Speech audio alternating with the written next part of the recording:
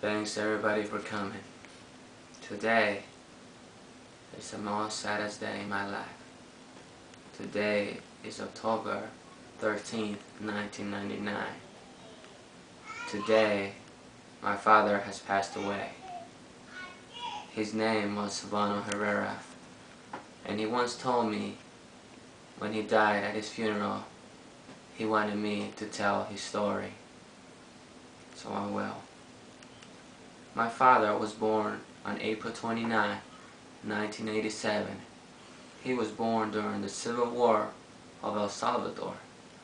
His father, who also was named Silvano Herrera, was forced to flee to the United States.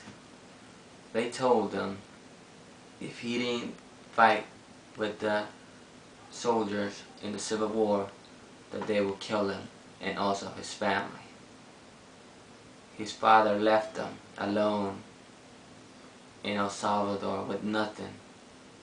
All that was with them was his sister and his mother, grandfather and grandmother.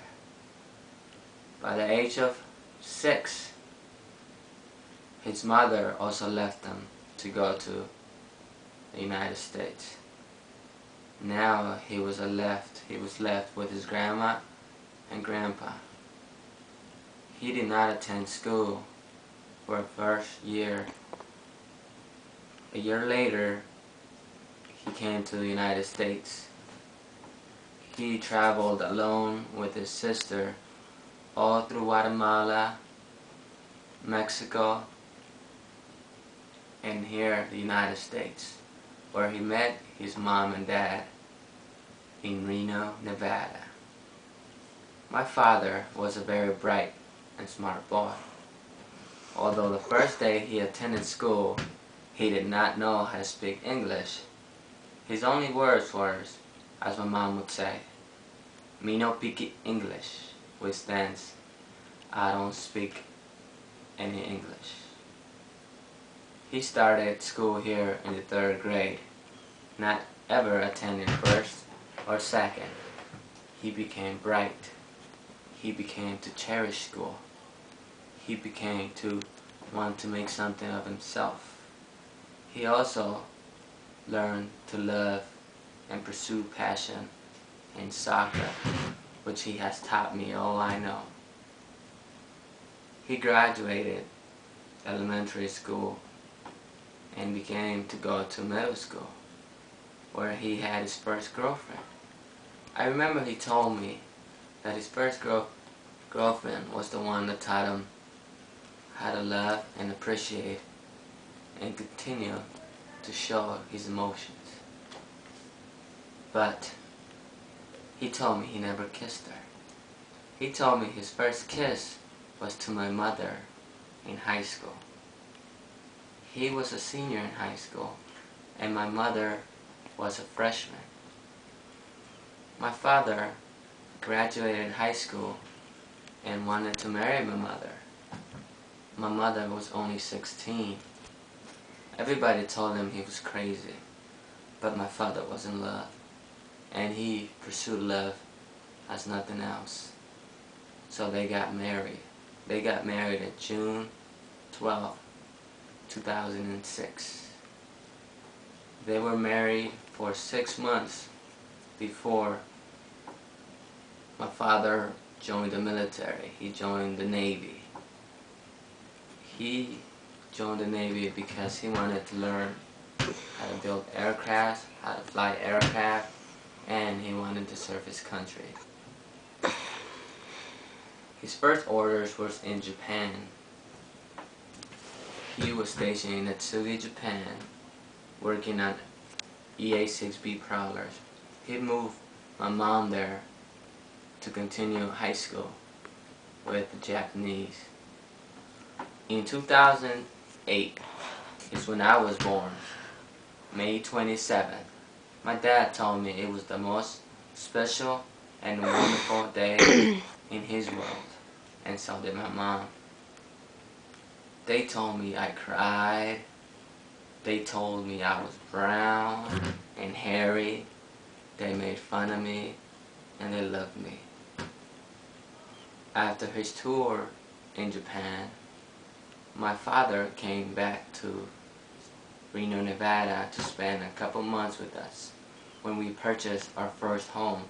I was little back then, so I did not know what he was talking about, but I knew he made the right choices and he always looked out for me. So we bought our first home, and then he told me, at least I remember this is what he told me. Son, for my last year, I want to serve this country and I want to serve it well. He said he was going to volunteer to go to Afghanistan. I asked my mom what she thought back then, and she said, it's your husband's career. If he wants to do that he can. So he did.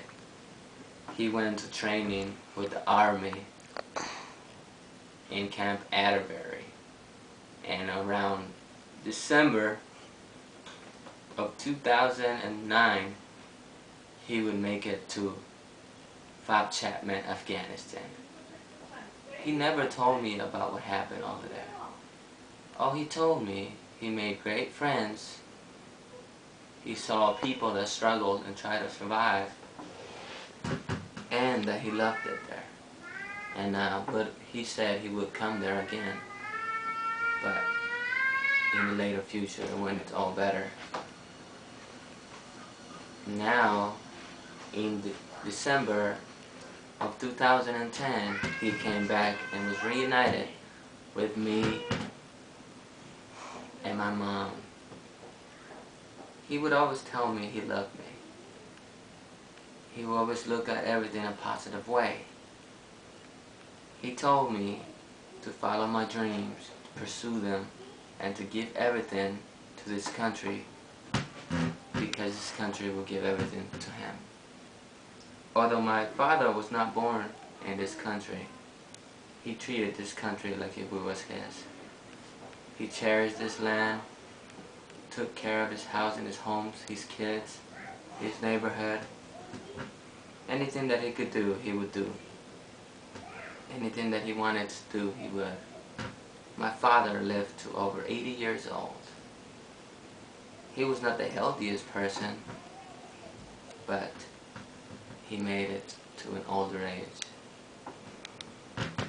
And I stand here today to tell you how much I love him, how much I miss him,